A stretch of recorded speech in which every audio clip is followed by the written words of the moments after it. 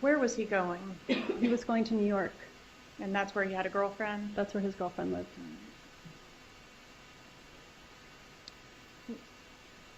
Do you know how the killers knew that Dan Markel was planning to leave town the next day? I have no idea.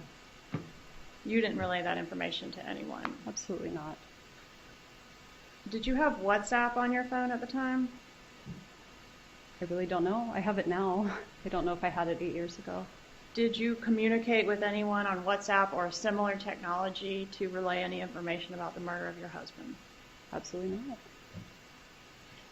Do you know if your brother Charlie had WhatsApp at the time? I have no idea. Did you communicate with him through WhatsApp? If I had WhatsApp on my phone, then maybe I did. I know I had friends who lived around the world. At that time, WhatsApp was more of a technology used to talk to people internationally. So I know the friend I was talking to was in England. If I had WhatsApp, I would have used it to call him. Did you know that WhatsApp, the communications are encrypted? They cannot be retrieved by law enforcement? Were you aware of that? I think they can be retrieved by law enforcement, but it's one of the end-to-end encryption services. All right. And so you can't tell the jury whether you communicated through WhatsApp at all on the day of the murder? I don't remember if I had it 8 years ago. I have it now, so we could look and figure out if I had it then, but I don't know. All right. Did you ever communicate with Katherine Magbanua at any time through WhatsApp? I never communicated with her at all. When you left the residence and encountered the roadblock, where were you headed? When I left my residence, Mm-hmm. I was headed to ABC Liquors to get an item that was requested for a Stock the Bar party I was supposed to go to that Friday night. And what was that item? I'm sorry? What was the item? It was bourbon. What type of bourbon? Bullet bourbon. The And did invitation you- had asked specifically to bring a bottle of Bullet bourbon, so I went to the store and asked them where I could find that. And the bottle of Bullet bourbon was in your vehicle when law enforcement came to interview you about this case? Right. When I told law enforcement they could search my vehicle and signed away all my rights, yeah.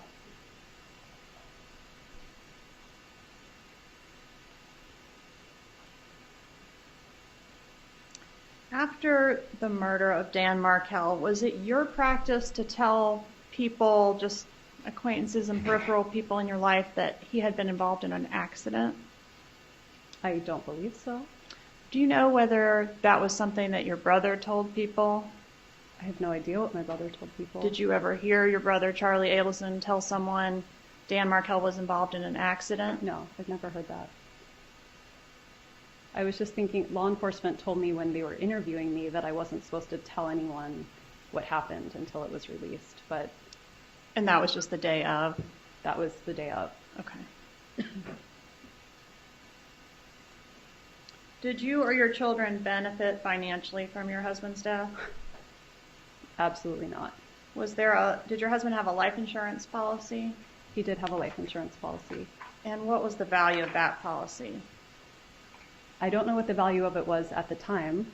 I do know that his sister's the custodian of that life insurance policy, and I pay taxes on that money every year, but we don't receive any of it. What was the value of it at the time of your husband's death? It was $1 million, Not $2 million? $1 million for each child. $2 million. All right. And did you believe prior to your husband's murder that you were the custodian of that money for the benefit of the boys? No, we were divorced, so I was the custodian while we were married, but once we were divorced, I was no longer the custodian. So you were aware that he had designated someone else to do Yes. that job? You didn't inquire through your attorney about challenging the designation of the sister as the custodian of that money? I wasn't trying to challenge the designation, no. Do you have access personally to that money? No. All right. What about a 401k? Did your ex-husband have a 401k when he died? I believe he did. All right. And are you the custodian of that money for the benefit of the boys? I am. That's how I pay the taxes.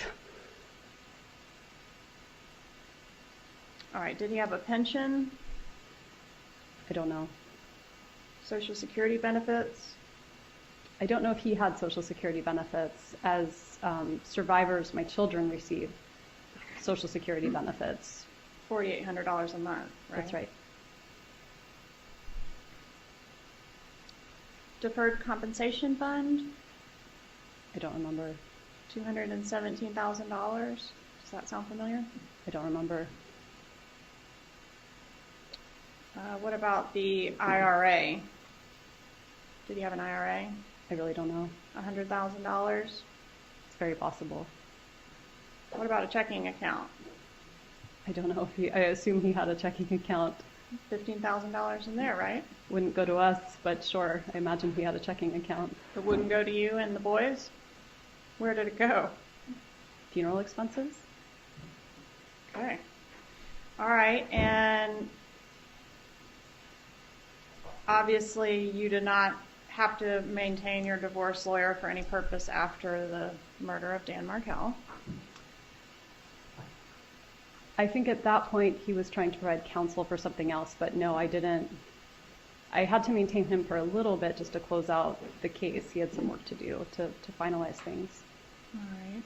And was your mom able to go back to work full time once you moved to South Florida, or did she remain in this status of sort of helping with the kids a lot and working part-time? She helped with the kids a lot, especially while I tried to get back on my feet and find work.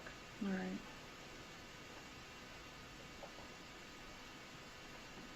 Have you ever returned to Tallahassee to live after, you said you left about 2 days after the death? I've never come back to live. I came back to give a talk, I think twice. And then I came back for a friend's wedding. I came back for a friend's bar mitzvah. So probably came back 4 or 5 times since.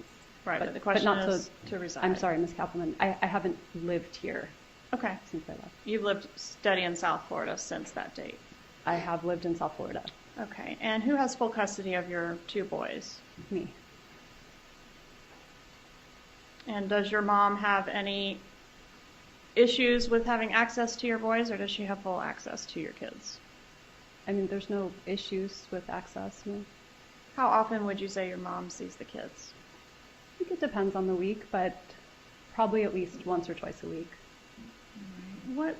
How old are your boys now? They're 11 and 12. How old were they when their dad was killed? It was 10 days before my older son's birthday, so he was almost 5. And my younger son was 3 and a half.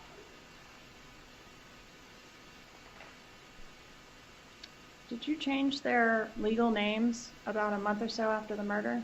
No, not a month or so after the murder, no. Okay. When was it done? Even sooner than that? No, absolutely not.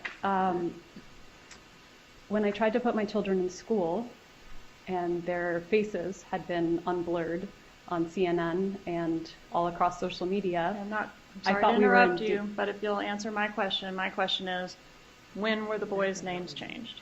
The boys' names were changed after I wrote a letter to Danny's family explaining why I was changing their names. When were their names About changed? a year after.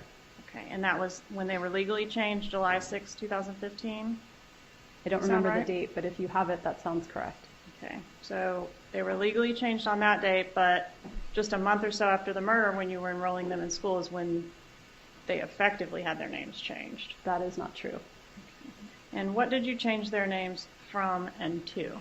I changed their last name from their father's last name to mine. From Markel to Adelson? That is correct. And did you also drop the middle name of one of your boys that was a tribute to his paternal side? It was a tribute to both families. Did you drop it? I did. I lost an honor to both families that day, yes.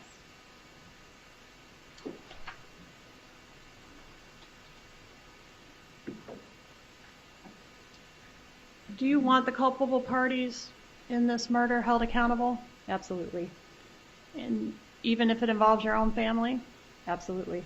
Do you recall giving an interview with law enforcement on the day that your ex-husband, was murdered? I recall sitting with law enforcement for 6 hours, yes, I recall. And did you tell law enforcement something different in that interview about the culpability of your family? I'm sure while I sat for 6 hours completely traumatized that I said all kinds of things.